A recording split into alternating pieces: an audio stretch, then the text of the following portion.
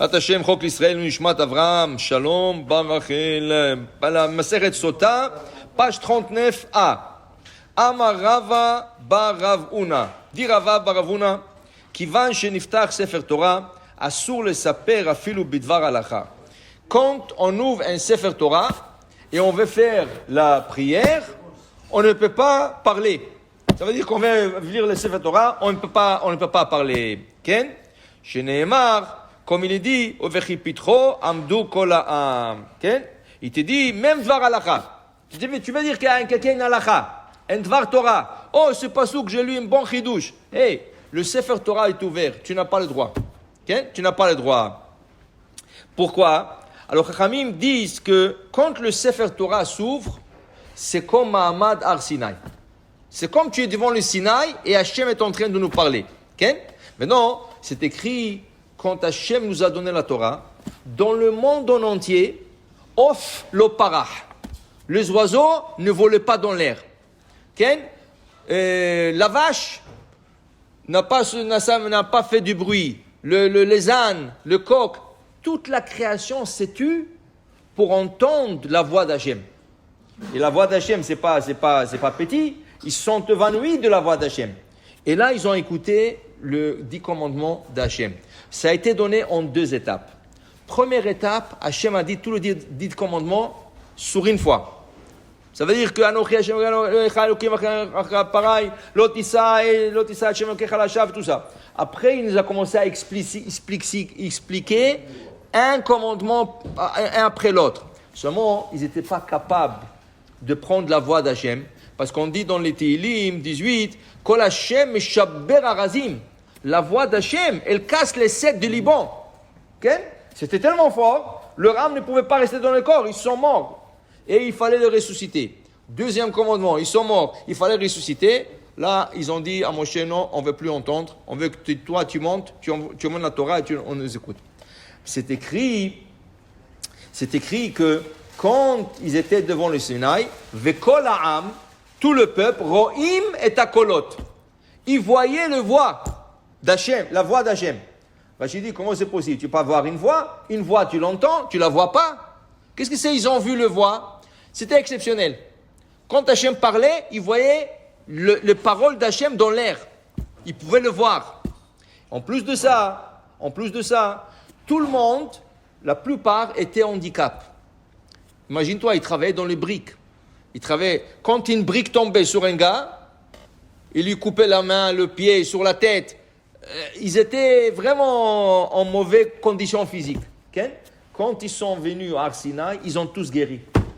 Hachem les a tous guéris. Okay? Alors tu comprends maintenant, ils disent comme ça, la Gemara nous dit, Kivan sheniftach Sefer Torah, une fois qu'on ouvre le Sefer Torah, asur le saper, afilu bidvar halacha. Il est interdit de faire même une dvar halacha. Okay? D'abord, c'est comme Mahamad Har Sinai. Deuxièmement, si tu veux avoir la bracha qu'ils ont tous guéri, ça c'est la ségoula la plus propice. Les gens cherchent des ségoulottes pour guérir. Ils font ça, ils vont voir ce tzaddik, La plus grande ségoula pour guérir, quand le Sefer Torah est ouvert, tu suis et tu ne parles pas. Même si quelqu'un te parle, tu lui dis, laisse-moi, maintenant, moi j'écoute la Torah, c'est Hachem qui nous parle, tu ne peux pas parler. Okay? Alors il dit ici, c'est tellement important, quand le Sefer Torah est ouvert. Rabbi Zera, okay? Alors la Gemara dit, Uchepitro amdu kol ha'am. De ce verset que la Gemara nous emmène, Uchepitro amdu kol ha'am, il y a 2 sens le mot amdu kol ha'am. Moi c'est la hamod en hébreu, se mettre debout. Mais en hébreu aussi, la hamod, quand on dit la hamod d'homme, la hamod d'homme, ça veut dire c'est terre. La hamod veut dire aussi c'est terre. De là, ils sont sortis 2 enseignements différents.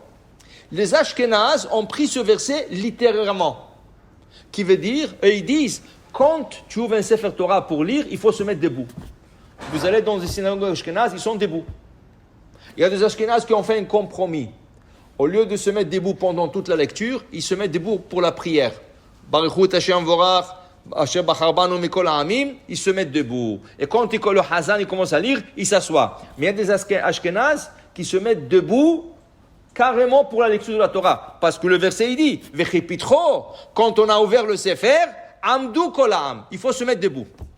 Le côté séfarade, du côté séfarade, le Shulchan Aruch, il dit non. Tu n'as pas besoin de se mettre debout. Tu as besoin de te taire. La Amod, c'est se taire. Dans ce cas, quand le Sefer Torah s'ouvre, tu te tais, mais tu t'assois. Et en plus de ça, tu es plus concentré. Quand tu es assis, tu as plus de concentration. Alors pour te dire que ce verset que la Gemara a emmené, de là sont sorties deux coutumes différentes, séfarade et ashkenaz. Après, il dit ici, Sha'alu talmidav et Rabbi Lazar ben Shamoua, bema erachta yamim. Les élèves de Rabbi Lazar ben Shamoua lui ont demandé, comment ça se fait que tu as eu, Baruch Hashem, une longue vie?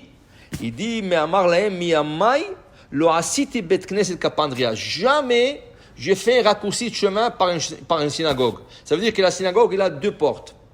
Une qui donne sur une rue et l'autre porte qui donne sur une autre rue. Toi, tu as besoin d'aller sur l'autre rue. Maintenant, tu dis, tu vas faire tout le tour. Alors, tu dis quoi? Je vais rentrer à la synagogue, je vais raccourcir. Il dit, jamais je fais un raccourci de chemin par une synagogue. Okay? Et après ça, Velo passati al Rasham Kodesh. Je n'ai jamais piétiné sur le gens. Pourquoi? Parce qu'à l'époque du Talmud, il n'y avait pas de banc, il n'y avait pas de chaise. Les gens étaient assis par terre. Et quand tu marchais pour arriver en avant, en arrière, inévitablement, tu piétinais sur quelqu'un, ou sur la main, sur la tête, tu tombais sur lui. Okay? Et dit, j'ai toujours fait attention de ne pas piétiner sur quelqu'un. Et il dit, il était Kohen, il a dit que je n'ai jamais fait Birkat Kohanim sans faire la bracha. Toujours il faisait la bracha. Maï mevarer, quel bracha? Amar Rabbi Zera, Amar Rav Chisda, Asher kedeshanu b'kedushato shel Aaron, vetzivanu levarech et amo Israël be'ava. Alors c'était un Kohen, et toujours il faisait attention de faire la Birkat Kohanim. Pour dire qu'il y a des choses, regardez, de ne pas piétiner sur quelqu'un. Par mégare ou chose. C'est pas écrit dans la Torah, ça. Fais attention, c'est que tu n'aimes pas qu'on te fasse.